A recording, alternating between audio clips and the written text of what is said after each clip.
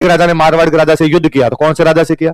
मारवाड़ का राजा मेवाड़ में शादी करने के लिए आया, तो कौन सा राजा शादी करने के लिए आया? वो भले मिल जाए, बाकी पूरे राजस्थान की हिस्ट्री एक साथ नहीं मिलती। ये पूरे राजस्थान की हिस्ट्री जिस बंदे ने एक साथ लिखी, उस आदमी का नाम था जेम्स टोड। उस आदमी का नाम क्या था? जेम्स टोड नाम का एक बंदा था। वो पहला आदमी था जिसने पूरे राजस्थान की हिस्ट्री एक साथ लिखी। इसलिए हम कहते हैं कि वो राजस्थान के इतिहास का फादर है, वो राजस्थान के इतिहास का जनक, राजस्थान के इतिहास का पिता है। तो राजस्थान के इतिहास का पिता किस आदमी कहा जाता है? तो आपने लगता है इस बंदे के क्या पढ़ी थी? जब अपने वाले नहीं लिख के गए अपनी हिस्ट्री, तो इस आदमी के से क्या पढ़ी थी कि अपनी पूरी हिस्ट्री लिखे? वह क्या कि अंग्रेज जब, चलो मुझे एक सामान्य बात बताओ, अंग्रेज जब अपने देश में आए थे तब अपने देश में सबसे बड़ी पावर कौन सी हुआ करती? अंग्रेजों का जब राज यहां पे जम गया था, राज जमने के बाद में सबसे बड़ी पावर कौन सी थी? सुनो लो, कोई बात नहीं, जिताता आपको। जब अंग्रेज आए थे तब भारत की बड़ी पावर थी मुगल। कौन थे? क्योंकि अंग्रेज आए थे तब भारत का मुगल बादशाह था अकबर। मुगल बादशाह कौन था? अकबर तो बड़ा राजा था। अकबर, बाद में जहांगीर, बाद में शाहजहां, बाद में औरंगजेब। तब तक तो अंग्रेजों ने बिजनेस ही किया, अंग्रेज यहां बिजनेस करते रहे। औरंगजेब के मरने के बाद मुगल बादशाह इतने बेलखने हुए जिसकी हद नहीं। इसलिए अंग्रेजों की अपेक्षाएं बढ़ी, उनकी जो एक्सपेक्टेशन थी वो बढ़ी, और उनको लगा कि केवल बिजनेस ही क्यों करे, अपने को भारत पे राज करना चाहिए। क्या करना चाहिए भारत में? तो उन्होंने यहां पे लड़ाइयां करनी शुरू की राज के लिए। मुगलों के दिन ढल रहे थे तो भारत में जो पावर ऊपर आ रही थी वो भारत की पावर थी मराठे। कौन थे? मुगलों के दिन ढले तो भारत में कौन सी पावर ऊपर आई? कौन सी पावर ने राइज किया? मराठे। ये पावर बैलेंस है सीधा सीधा। एक कोई पावर पीक पे जाएगी फिर वो डिक्लाइन करेगी, तो उसकी जगह कोई ना कोई दूसरी पावर ऊपर आएगी। पहले मुगल पावर पे थे, वो डिक्लाइन किए, तो उनकी जगह पावर पे कौन चले गए? मराठे चले गए। अब उधर से अंग्रेज भारत में राज करना चाहते हैं, इधर से मुगलों की जगह कौन लेना चाहते हैं? मराठे। एक ही म्यान में दो तलवारें। तो इसलिए यहां पर जो लड़ाइयां हुई वो किस किस के बीच? ये क्या रहे, ध्यान नहीं रखते किसी चीज का। किस किस के बीच में लड़ाई हुई? अंग्रेजों की और मराठों। माइक सही रखा करो। अंग्रेजों की और मराठों, तीन लड़ाइयां हुई। कितनी लड़ाइयां हुई? तीन। इनके बीच में पहली लड़ाई होती है 75 से लेके 82। कब से कब के बीच में होती है? 75 से 82। ड्रॉ, ना तो अंग्रेज जीते ना मराठे इसमें हारे।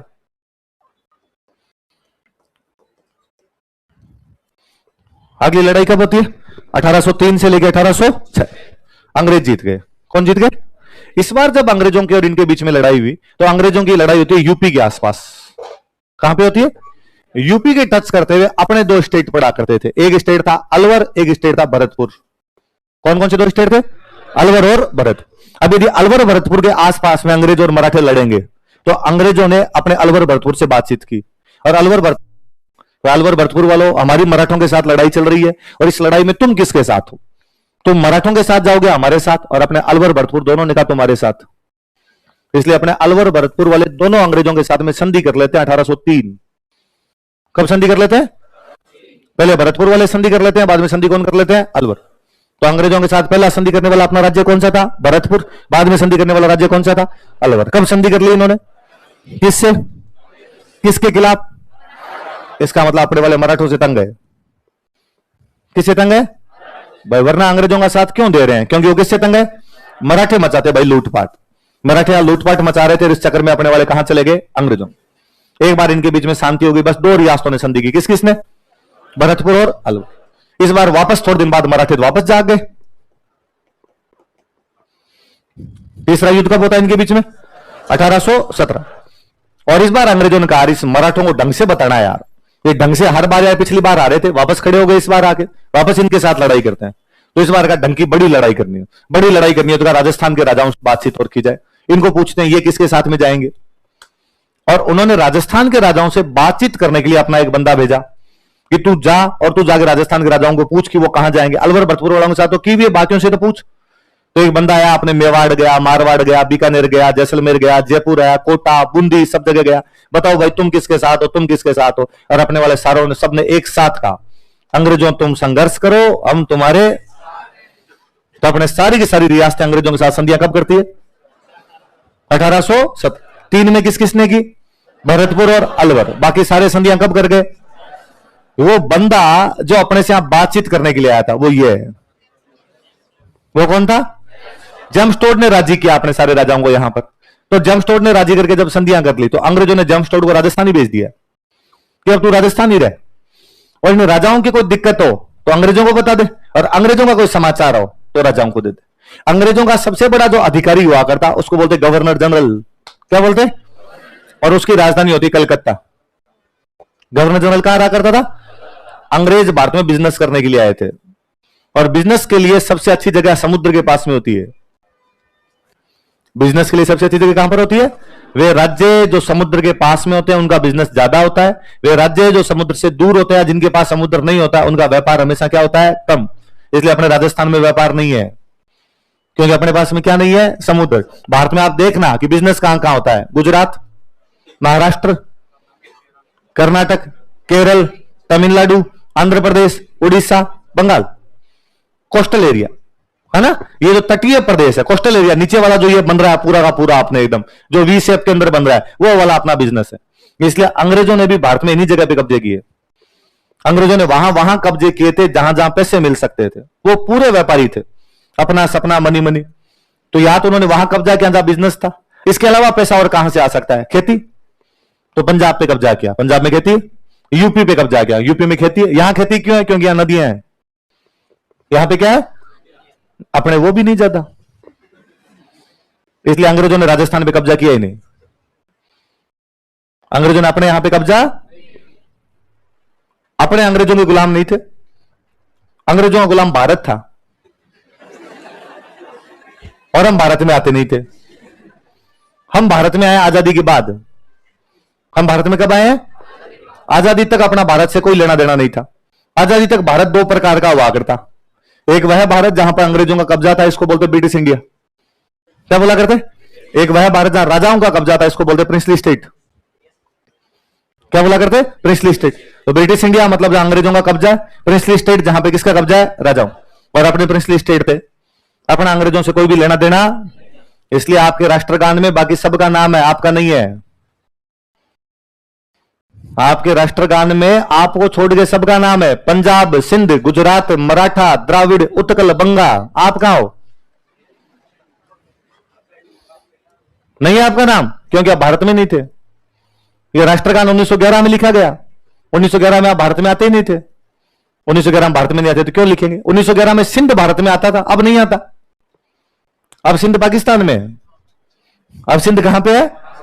तो मेरा कई बार जी करता है कि यार इस राष्ट्रगान को चेंज होना चाहिए। अब होना चाहिए पंजाब, राजस्थान, गुजरात, मराठा, द्राविड़, उत्कल, बंगा। सिंध हटा दो यार, जब सिंध अपने आता ही नहीं है, हमारा नाम जोड़ो। फिर लगता है कि नहीं यार, राजस्थान त्याग की भूमि है, हमने त्याग किया हमेशा। तो हमने कहा कोई नहीं, नाम का त्याग। और राष्ट्रगान में हमारा नाम नहीं आता तो भी हमारे कोई खास फर्क है। फिर कई बार लगता है हमारा मत जोड़ो, पर सिंध तो हटाओ। सिंध तो है ही नहीं, फिर क्यों बोल रहे हो पंजाब, सिंध, गुजरात, मराठा? डायरेक्ट बोलो पंजाब, गुजरात, मराठा, द्राविड़, उत्कल, बंगा। 52 सेकंड की जगह 50 में हो जाएगा, थोड़ा टाइम भी कम लगेगा। पर फिर लगता है कि नहीं यार, सिंध का नाम रखना है। आज नहीं है सिंध, लेंगे एक दिन। भाई लेना तो है भाई। 47 में गलती हो गई और 47 में हमने कह दिया कि भाई अलग है, गलती सुधारी जाती है। आज नहीं तो कल सुधारते हैं। ठीक है, 47 के बाद में 3 पीढ़ियां आ गई। दादाजी वाली पीढ़ी, पिताजी वाली पीढ़ी, रपने वाली पीढ़ी, तीनों बेलखनी है, इसलिए नहीं ले पाई सिंध को। क्या पता आगे आने वाली पीढ़ी मजबूत आएगी और वापस कहां पे कब्जा कर लेगी? सिंध पे कब्जा कर लेगी। तो राष्ट्रगान में ज्यादा चेंज करने की आवश्यकता नहीं पड़ेगी। तो हमने इसलिए वो नाम हटाया वहां से। अभी तक हमने कहा पड़ा रहने दो। पर हम राजस्थान में नहीं थे, तो अंग्रेजों का गवर्नर जनरल कलकत्ता में बैठा करता था, क्योंकि अंग्रेजों ने उन जगह पे कब्जे किए जहां बिजनेस थे, और सबसे अच्छा बिजनेस बंगाल की खाड़ी का था। बंगाल की खाड़ी के पास में शहर कौन सा पड़े? कलकत्ता। तो उन्होंने अपनी राजधानी कौन सी बना ली? कलकत्ता। तो अब राजाओं के साथ अपने संधियां कर ली। यहां पे अंग्रेजों का राज है, इन अंग्रेजों ने यहां वाले राजाओं के साथ दोस्तियां की। अब इन दोस्तियों को मेंटेन भी तो रखना पड़ेगा। तो यहां बैठता है गवर्नर जनरल, यहां बैठता है राजा किंग। इन दोनों के बीच में एक एजेंट बिठाया गया। इन दोनों बीच में क्या बिठाया गया? और उसको बोलते हैं पॉलिटिकल एजेंट। क्या बोलते हैं उसको? दो लोगों के बीच में बात करने वाला बंदा होता है, उसको क्या बोलते हैं? एजेंट ही तो बोलते हैं, है ना। राजाओं की बात होती है वो आर्थिक होती है, सामाजिक होती है, राजनीतिक। राजाओं की बात राजनीतिक होती है। कैसी होती है? न तो होती है आर्थिक और नहीं होती है, मैंने कहा आर्थिक तो एक सामाजिक करें। आर्थिक सामाजिक होती है। हालांकि मुझे ऐसे स्टूडेंट अच्छे लगते हैं कि सर ने भले गलत कहा पर है, सर ने कहा तो है, सर ने आर्थिक कहा तो आर्थिक मान लिया जाए। राजाओं के बीच की बातचीत हमेशा कैसी होती है?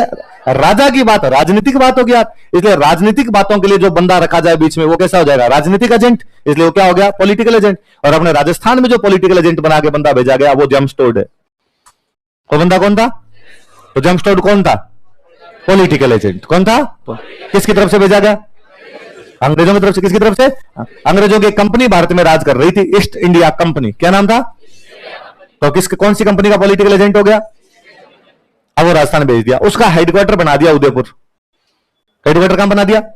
अब काम तो यार कुछ था नहीं, बैठा ही तो रहना था। राजा की कोई बात हो तो कलकत्ता भेज दे, कलकत्ता कोई बात हो तो राजा को बता दे। क्या बात होती थी? कोई बात होती नहीं थी। राजा अपनी जगह बैठा, कलकत्ता वाले अपनी जगह बैठे। तो उस बंदे ने घूमना शुरू किया। एक घोड़ा लिया उसने। क्या लिया? और घोड़ा लेके घूमता, इसलिए नाम ही पड़ गया घोड़े वाले बाबा। क्या नाम पड़ गया? और घोड़ा लेके किसी गांव में गया, उन गांव वालों को जाकर पूछा कि ये मंदिर है, ये किसने बनवाया? और गांव वालों ने कहा साहब ये इसके बाहर पट्टी लगी हुई है, पट्टी को बता दे। कौन पढ़ देगा? साहब गांव में फलान जी है, वो पढ़ देंगे। और पट्टी को पढ़ गया, उन्होंने बता दिया साहब ये मंदिर हमारे 1000 साल पहले फलाड़े राजा ने बनाया था। तो 1000 साल पहले इतना अच्छा मंदिर बन गया? हाँ साहब बन गया था हमारे। उसने लिखा बेचारे कि 1000 साल पहले यहां पर एक राजा था और उसने इस मंदिर का निर्माण करवाया। और पट्टी को पढ़ के किसी ने बताया, इसमें लिखा इतने रुपए लगे थे इस मंदिर को बनाने में। और सर इसमें तो ये लिखा हुआ कि पहले इसमें मूर्ति शिव जी की थी, बाद में शिव जी वाली मूर्ति तोड़ दी तो आजकल विष्णु की है। उसने वापस लिखा कि पहले ये शिव मंदिर था और आजकल क्या बन चुका है। ऐसे उसको कहानियों में मजे आने लगे। उसने और पूछा कि यार ये मंदिर में एक साइड टूटी हुई है, ये कैसे टूटी? तो सर हमला हुआ था, हमले में मंदिर तोड़ गए। तो हमला हुआ तो तुम लोगों ने क्या किया? हम सर लड़े थे। कैसे लड़े? तुम कितने लोग थे, वो कितने लोग थे? सर हमारी तरफ से तो गांव से 20 आदमी गए थे लड़ने के लिए। सामने से कितनी बड़ी सेना आई थी कि सामने 250 आदमी थे। तो 250 से लड़ने के लिए 20 से लगे? हाँ सर 20 आदमी गए थे, 250 से लड़े थे। फिर क्या हुआ कि सर 20 हमारे वाले तो मरने ही थे, 250 खिलाफ सामने वालों के। सर उनके 120 मरे थे। बाकी तो जब 120 मरे तो बाकी वाले 130 भाग गए। तो तुम्हारे वाले 20 को यह नहीं लगा कि हम मरेंगे? सर पता ही था मरेंगे। तो फिर क्यों गए लड़ने के लिए? सर मंदिर पे हमला हुआ था। मंदिर के हमले को 20 आदमी बैठे बैठे कैसे सहन करते? उसने और देखा कि किसी का पत्थर लगा और पत्थर पे किसी का नाम लिखा। उसने ये पत्थर किसका है? सर गायों के लिए एक लड़ाई हुई थी, उसमें आदमी मरा था। गायों के लिए लड़ाई हो गई थी कि सर गाय पवित्र पशु है, गाय को मां मानते, और गाय को लेके जा रहे थे। तब हमारे गांव के 5 आदमी लड़े थे, उन 5 आदमियों की मूर्तियां लगी हुई। सर गाय नहीं ले जाने दी थी उन्होंने। गाय ले जाने वाले कितने थे? 70 थे। और 5 आदमी रास्ते रोके खड़े हो गए थे और उन्होंने बाकियों को भगा भुगू दिया था। 5 ये मरे, 10-15 उनके मारे थे, लेकिन बाकी वालों में डर इतना आया कि उनको लगा बाकी गांव आ गया तो पता नहीं क्या कर देगा, बाकी वाले भाग गए। टोड को इन कहानियों ने बड़ा रोमांचित किया। टोड को लगा दुनिया में ऐसे लोग भी हुए हैं जो उस समय लड़ने के लिए गए जब सामने मौत थी। वो लड़ाइयां सब लोगों ने की जिसमें केवल लड़ाई हो। जब ये पता हो गया तो मरेंगे और अपने पास कोई इलाज नहीं, उस बात के लिए भी लड़ने के लिए जाना। टोड ने लिखा उसको। टोड ने केवल लिखा नहीं, उसको पूरी दुनिया को बताया। यदि पूरी दुनिया आज राजस्थान के इतिहास के बारे में जानती है, इस बात के लिए केवल एक आदमी को लाख लाख थैंक यू बोला जाना चाहिए, कर्नल जेम्स टोड। मुझे लगता है हमें उसके मंदिर बनाने चाहिए। घर में जो हमारे मंदिर है उसके पास में जेम्स टोड की मूर्ति रखी जानी चाहिए। वह हमारी कल्चर का उद्गाता था, हमारी कल्चर का अनाउंसर था। वो हमारी हिस्ट्री के, हमारी कल्चर के बारे में उस आदमी, यार दूसरे के इतिहास के बारे में लिखना कितना अलग बात है। मतलब आप अपने इतिहास के बारे में लिख पाते हो, इसलिए लिख पाते हो कि आपका फील है कि आपको लगता है ये बात ऐसी हुई थी, आप लिख पाते हो उसके बारे में। आपको मैं कहता हूं पुर्तगाल की हिस्ट्री लिखो, देखे पहली बात तो लिख ही नहीं पाएंगे, लिख पाएंगे तो इतनी तारीफें नहीं कर पाएंगे पुर्तगाल वालों की। आपने लगा ठीक ठीक यार लिख दो, और क्या है। जेम्स टोड ने अपनी इतनी तारीफें की, इतनी भयंकर तारीफें की है कि कई जगह तो अपने ही लगता है कि थोड़ी ज्यादा है। इतना नहीं करना चाहिए था तेरे को। तो टोड यार उस लेवल पे चला गया था। टोड ने अपनी एक किताब लिखी यहां पे रहते। ये तो टोड को अपने यहां की भाषा वाषा नहीं समझ में आती, तो टोड ने एक बंदे को अपना गुरु बनाया और उनको कहा आप मुझे ज्ञान दो। क्या दो मुझे? तो उनका नाम ही था ज्ञानचंद्र। क्या नाम था? जैन मुनि होते, जैन मुनियों को अपने बोलते यति। जैन मुनियों क्या बोला करते थे? यति। तो जैन मुनि थे, उन ज्ञान देने का काम करते। नाम ही क्या था उनका? ज्ञानचंद्र। तो जेम्स टोड ने अपना गुरु जी किसको बना लिया? यति ज्ञान। और ये उसको ज्ञान दिया करते। जेम्स टोड आया किस रूप में था राजस्थान? Political agent. कौन सी कंपनी का? घोड़ा लेके घूमता रहता इसलिए क्या बोलते हैं। और अपना गुरुजी किसको बना लिया? अब उसने राजस्थान का इधर उधर का इतिहास पूरा पढ़ा, और पूरा पढ़ने के बाद में वो यहां लिखने सोच रहा था, भाई मैं लिखूंगा। वो आया था अपने 1818। कब आया था? अंग्रेजों के साथ लड़ाइयां कब हुई? 17-18 में। मराठों की तो संधियां कब हुई? 17-18 में। तो एजेंट की आवश्यकता भी कब पड़ेगी? 17-18 में। तो 18 में आया। 4 साल अपने यहां पे रुका वो, और उसने अपनी हिस्ट्री लिखी, पूरी नोट्स तैयार किए। अब इन 4 सालों के दौरान वो अंग्रेजों से मिलता जाके, और अंग्रेजों को जाके कहता कि भाई मैं वहां राजस्थान में ये रिपोर्ट तैयार करके लाया हूं। अंग्रेज उसको और पूछते और राजस्थान कैसा लग रहा है? उसने कहा जोरदार है, मजा आ रहा है वहां पे। तो अंग्रेजों ने कहा यार पर गर्मी पड़ती है भयंकर, कैसे रहता होगा तू वहां पे? उसने कहा नहीं यार, लोग बड़े अच्छे हैं वहां। क्या अच्छे हैं लोग? ऐसा क्या उन लोगों में? वीर है वहां के लोग। ऐसी क्या वीरता? और वो कहता है अरे यार 5 आदमी को 50 से लड़ ले, 20 आदमी जाके 70 से लड़ ले, कोई 100 लोगों की टुकड़ी ने 300 का मुकाबला कर लिया, 2000 आदमी 6000 से भिड़ गए, 8000 आदमी 50,000 से भिड़ गए। ऐसी ऐसी लड़ाइयां यार इन चीजों के लिए, मंदिरों के लिए ये लोग लड़ लिए, गायों के लिए ये लोग लड़ लिए, जमीन के लिए ये लोग लड़ लिए। यार बेहतरीन बहादुर है। और अंग्रेज कहते पर यार अपने से ज्यादा बहादुर थोड़ी है। वो तो धीरे बोलो, कभी लड़ाई होगी ना अपने साथ में, भाई साहब धोतियां पीछे अपने आगे होंगे। खतरनाक आदमी है सारे के सारे। आप विश्वास नहीं करेंगे, अंग्रेजों को टोड पे डाउट हो गया था कि टोड राजस्थान वालों के साथ मिलकर अंग्रेजों पे अटैक करेगा। अंग्रेजों को लगा राजस्थान वाले करे नहीं करे, तू उनको चढ़ा चढ़ा के करवा देगा। तुम बहुत महान हो, अटैक कर दो, तुम बहुत महान हो, अटैक कर दो। इसलिए टोड का राजस्थान से जबरदस्ती ट्रांसफर किया गया। उसका कहा तू लंदन जा, भारत में नहीं रहेगा, तू वापस लंदन जा। उसने कहा यार मेरे नोट्स बिखरे हुए पड़े हैं, बुक लिखनी है। कहा बुक वहां जाके लिखेगा, यहां नहीं लिखने देंगे। इसलिए बेचारे टोड को 1822 में जबरदस्ती यहां से लंदन टिकाया गया, वापस भाग गया। पर वो घूमने का उसको फिर शौक था। वो उदयपुर रहता था, अपने कहा रहता था? उदयपुर। तो वो उदयपुर से उसने कहा ठीक है मैं चला जाऊंगा। तो उदयपुर से वो जाता है सिरोही। उदयपुर से कहां जाता है? सिरोही। सिरोही से जाता है गुजरात। कहां जाता है? गुजरात। गुजरात से जाता है दमन दीव। कहां जाता है? दमन दीव से जाता है महाराष्ट्र। और महाराष्ट्र में बंदरगाह पड़ता था बॉम्बे। कौन सा बंदरगाह? और बॉम्बे से बाद में आगे लंदन जाता है वो। तो कुल मिला के वो उदयपुर सिरोही मतलब राजस्थान। ये आपका गुजरात, दमन दीव, महाराष्ट्र मतलब 2 राज्य तो हो गए। दमन दीव को छोड़ दो तो आप क्या हो गया? गुजरात हो गया। क्या हो गया आपका? महाराष्ट्र। मतलब जाते टाइम वो राजस्थान से जाता है गुजरात, और गुजरात से कहां पर जाता है? ये जो 3 राज्य आपने, कौन कौन से 3 राज्य हो गए? राजस्थान, गुजरात और महाराष्ट्र। इन तीनों राज्यों को बोलते हैं वेस्टर्न इंडिया। क्या बोलते हैं? पश्चिमी भारत जिसको अपने कहते हैं वेस्टर्न इंडिया कहते हैं। उसमें 3 राज्य आते हैं अपने बेसिकली। कौन कौन से? राजस्थान, गुजरात और आजकल एक राज्य हो रहा है गोवा, है ना? पर गोवा तो छोटा शहर, पहले तो गोवा था ही नहीं अपने पास में, राज्य बहुत बाद में बना था। तो 3 बड़े राज्य मान लो। कौन कौन से? राजस्थान, गुजरात और। तो जब उसको वापस जाना था तो कौन कौन से स्टेट से होते हुए गया? राजस्थान। उदयपुर से गया सिरोही, सिरोही से गया गुजरात, गुजरात से दमन दीव, दमन दीव से महाराष्ट्र। मतलब राजस्थान क्रॉस किया, फिर उसने गुजरात क्रॉस किया, फिर उसने क्या क्रॉस किया? महाराष्ट्र। इन तीनों को कौन सा भारत बोलते हैं? इसलिए उसकी किताब का नाम है पश्चिमी भारत की यात्रा। किताब का नाम क्या है उसकी? Travels in western India. क्या बुक लिखी उसने? Travels in. याद रहेगी टोड की बुक। अब वो नोट्स वोट्स तैयार करके यहां से ले गया, और नोट्स तैयार करके, आप नोट्स किसके थे? ज्योग्राफी के थे या हिस्ट्री के थे? हिस्ट्री के थे। तो उसने हिस्ट्री की अपने बुक लिखी जाके। सुनना, देखो वापस सुनना बात।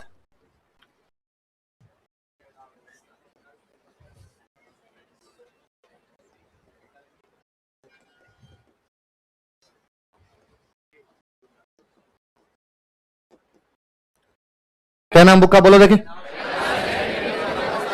Annals and antiquities of Rajasthan. वापस सुनना देखो। इसका मतलब होता है हिस्ट्री। इसका मतलब क्या होता है? एनाल्स। एनाल्स का मतलब हिस्ट्री। मैं कहूं कि annals of Jaipur, annals of Jaipur मतलब जयपुर का इतिहास। एनाल्स ऑफ मुगल्स मतलब मुगलों का इतिहास। एनाल्स ऑफ भरतपुर मतलब भरतपुर का इतिहास। एनाल्स ऑफ पीसीएम 4 आप पढ़ा बीच तो पीसीएम 4 का इतिहास। आई बात सुन। एक शब्द क्या क्या शब्द है? इसका मतलब होता है पुराना। एंटिक्विटी का मतलब क्या होता है?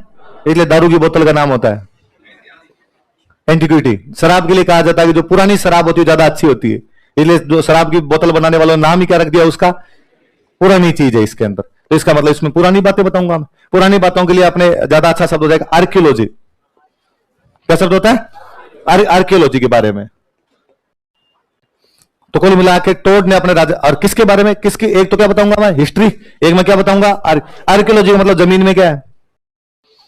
हिस्ट्री 2 प्रकार की हो सकती है। एक तो हिस्ट्री जो किताबों में लिखी हुई, एक हिस्ट्री जमीन को देख के, मंदिरों को देख के, जमीन में नीचे से क्या निकला उसको देख के जो बताया जाए। 2 प्रकार की हो सकती है। तो उसने कहा एक तो मैं इनकी पुरानी बातें करूंगा, एक जो इनकी किताबों में लिखा हुआ हिस्ट्री की सीधी सीधी बातें लिखी उनकी बातें करूंगा। तो एक तो मैं इनकी क्या बताऊंगा? हिस्ट्री। एक क्या बताऊंगा मैं? इनकी आर्कियोलॉजी। किसकी? किसकी? तो राजस्थान क्या क्या बताऊंगा? एक तो क्या बताऊंगा? आर्कियोलॉजी। एक क्या बताऊंगा? आर्कियोलॉजी को क्या बोलते हैं? हिस्ट्री को क्या बोलते हैं? इसका मतलब एक तो राजस्थान की क्या बताऊंगा, एंटिक्विटी, एक राजस्थान की क्या बताऊंगा, एनल्स। इसलिए बुक का नाम क्या है, annuls and antiquities of Rajasthan. किसकी, राजस्थान। क्या क्या बताऊंगा, एनल्स बताऊंगा और एंटिक्विटी। तो बुक का पूरा नाम बोलो देखिए, एनल्स एंड एंटिक्विटी ऑफ। कौन लिख रहा है ये बुक? अच्छा, किसकी बताऊंगा मैं, राजस्थान। तो कहा यार ये राजस्थान क्या है, क्योंकि मैंने बताया राजस्थान नाम की तो कोई चीज ही नहीं हुआ करती थी। आपने कहा मेवाड़ मारवाड़ ये हुआ करते थे। तो तू जिसको राजस्थान कह रहा है, ये राजस्थान कौन सा? उसने कहा राजाओं का स्थान। राजस्थान का मतलब क्या हो गया? तो राजा कौन सा? राजा तो हैदराबाद में भी बनता है, तो राजा तो पटियाला के अंदर ही बनता है। उसने कहा रुको रुको, तो मैं क्लियर कर देता हूं यार तुम्हारी बात। उसने कहा एक तो सेंट्रल, कौन सा, और एक वेस्टर्न। कौन कौन से दो बताओ देखिए, सेंट्रल और वेस्ट। ये तो मध्य और एक पश्चिम। इनके अंदर जो राजपूत राजा है,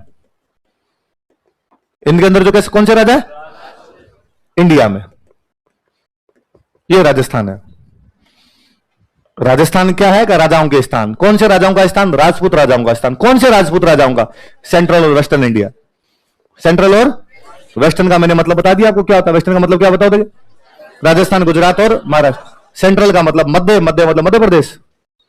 नहीं, मध्य प्रदेश में, राजस्थान में, गुजरात में, महाराष्ट्र में, यहां जो जो राजपूत राजाओं की जगह वो सारा राजस्थान है। इसलिए याद रखें कि राजस्थान का मतलब आज वाला राजस्थान नहीं है आपका।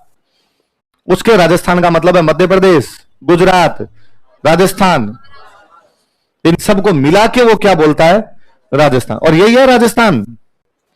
उस राजस्थान का एक बड़ा हिस्सा हमने ले लिया, इसलिए अपने वाले को राजस्थान बोलने लगे। बाकी पुराना राजस्थान वही है, जिसमें मध्य प्रदेश का मालवा है, गुजरात का सौराष्ट्र है, थोड़ा उधर महाराष्ट्र का टच करता हुआ हिस्सा है, और पूरा अपना राजस्थान आए, तब जाके राजस्थान बने।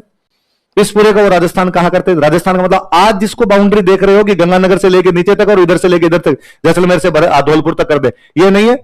उनके लिए मतलब ये था, सेंट्रल मतलब मध्य, वेस्टर्न मतलब पश्चिम। इसमें भी कौन से? राजपूत स्टेट्स। कहां के? तो किताब मैं किसका, वो किसकी हिस्ट्री लिखने जा रहा था? राजस्थान। राजस्थान में भी क्या लिखेगा? तो हिस्ट्री लिखेगा उनकी, और क्या लिखेगा उनकी? आर्कियोलॉजी। हिस्ट्री क्या बोलते हैं? आर्कियोलॉजी क्या बोलते हैं? इसलिए बुक का नाम क्या लिखा? Annals and antiquity of Rajasthan. Rajasthan का मतलब क्या है? Central and western Rajput states of India. दोबारा बोलो देखिए, सेंट्रल। आई बात समझ में? एक किताब मैंने अभी बताई दी आपको, वो घूमते हुए गया था इधर से पश्चिमी भारत में, तो उसकी बुक का नाम है travels in western India. Travels in क्या क्या था वेस्टर्न इंडिया में? राजस्थान, गुजरात और उदयपुर से सिरोही, सिरोही से गुजरात, गुजरात से दमन दीव, दमन दीव से बॉम्बे, बॉम्बे से लंदन, पश्चिमी भारत की यात्रा। किताब का नाम क्या हो गया? किताब का नाम क्या हो गया? इतिहास एवं पुरातत्व है राजस्थान का। राजस्थान का इतिहास एवं पुरातत्व, पश्चिमी भारत की यात्रा। इंग्लिश में लिखी इसलिए पढ़े, इंग्लिश में नाम याद कर लेते हैं। क्या नाम हो गया? Annals and antiquities of Rajasthan. Rajasthan का मतलब क्या है? Central and western Rajput states of India. घूमता हुआ गया था। कहां से घूमता हुआ गया? कौन था जमस्टोड? Political agent. कौन सी कंपनी का? ज्ञान कौन दिया करते? यति ज्ञानचंद्र। किताबें कौन कौन सी लिखी? Annals and antiquities of Rajasthan. इसी का एक और नाम central and western Rajput states of India. एक और किताब, पहली बार पूरे राजस्थान की किताब लिखने वाला बंदा यही था, इसलिए हम कहते हैं father of history of Rajasthan. तो राजस्थान के इतिहास का जनक कौन है? तो कौन है? कर्नल जमशेद। पहले बड़ी बात यहीं से शुरू करते हैं, हेडिंग डालो, कर्नल जमस्टोड।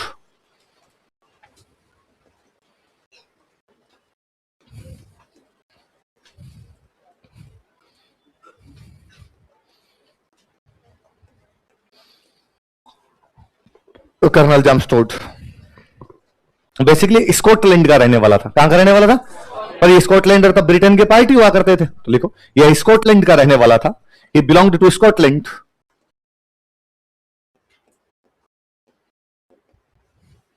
यह स्कॉटलैंड का रहने वाला था। ही बिलोंग्ड टू स्कॉटलैंड। कहां का रहने वाला था? स्कॉटलैंड। कौन? और बताऊं, देखो एक शब्द है, देखो टोड। क्या शब्द है? कहां का रहने वाला था? स्कॉटलैंड। तो स्कॉटलैंड की भाषा कौन सी होगी? स्कॉटिश। स्कॉटलैंड की भाषा कौन सी होगी? स्कॉटिश भाषा में टोड का मतलब होता है लोमड़ी। क्या मतलब होता है? फॉक्स। लोमड़ी जो होती है उसको क्या बोलते हैं? टोड। कौन सी भाषा में? टोड के को दादाजी परदादाजी अंग्रेजों की फौज में थे। राजा की फौज में थे, अंग्रेजों के राजा की, और राजा की फौज में उन्होंने बहादुरी दिखाई, ब्रेवरी दिखाई। तो जैसे अपने मिलते हैं परमवीर चक्र, महावीर चक्र, ऐसे अलग अलग मिलते हैं, मेडल मिलते हैं, गैलेंट्री ऑनर मिलते हैं। वहां पर एक वो ऑनर मिला करता, उसका नाम था नाइट बेरोनट। एक ऑनर मिलता वहां का, जिस ऑनर का नाम क्या था? नाइट बेरोनट। कौन सा ऑनर मिलता? जिनको नाइट बेरोनट मिलता उनको एक मेडल मिलता, और उस मेडल के अंदर एक लोमड़ी बनी होती। मेडल में क्या बनी होती? लोमड़ी बनी। जो बहादुर लोग होते हैं उनको ये उपाधि मिलती, नाइट बेरोनट, एक मेडल मिलता, और उस मेडल के अंदर क्या बनी होती? लोमड़ी। और लोमड़ी को स्कॉटिश भाषा में क्या बोलते हैं? टोड।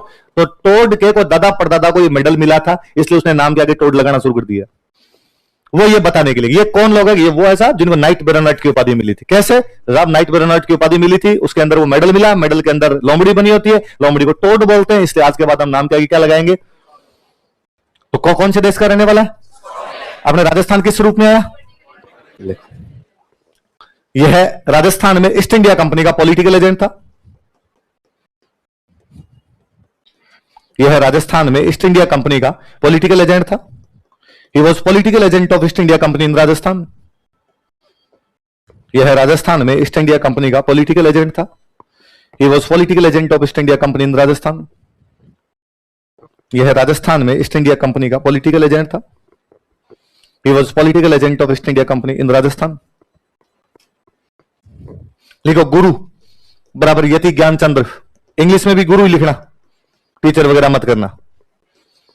गुरु लिखो यति ज्ञानचंद्र। यति जैन मुनि जो होते हैं उनके नाम के आगे यति लगता है। तो टोड को ज्ञान कौन दिया करता बताओ देखे? ज्ञानचंद्र। तो गुरु जी कौन थे उसके? यति ज्ञान। लिखो इसे राजस्थान के इतिहास का जनक कहा जाता है। He is called as father of history of Rajasthan. इसे राजस्थान के इतिहास का जनक कहा जाता है। He is called as father of history of Rajasthan. इसे राजस्थान के इतिहास का जनक कहा जाता है। He is called as father of history of Rajasthan. Rajasthan के इतिहास का क्या कहा जाता है? जनक कहा जाता है। किसको? पहली बार यही बंदा था जिसने राजस्थान शब्द यूज में लिया, क्योंकि पहली बार राजस्थान का इतिहास ये लिख रहा था। इससे पहले वाला कोई राजस्थान शब्द यूज क्यों लेगा? क्योंकि इससे पहले वाला हिस्ट्री मेवाड़ के लिखेगा, शब्द क्या आएगा? मेवाड़। मारवाड़ के लिखेगा तो क्या आएगा? मारवाड़। इसने सबका एक साथ ही लिख लिया। ये बेचारा घुमा राजस्थान में, सबका एक साथ लिख गया। इसलिए पहली बार राजस्थान शब्द का यूज करने वाला कोई बंदा था तो कौन था? और सुनो, इसने कई जगह तो राजस्थान लिखा है, और एक दो जगह इसने एक वर्ड और लिखा राय।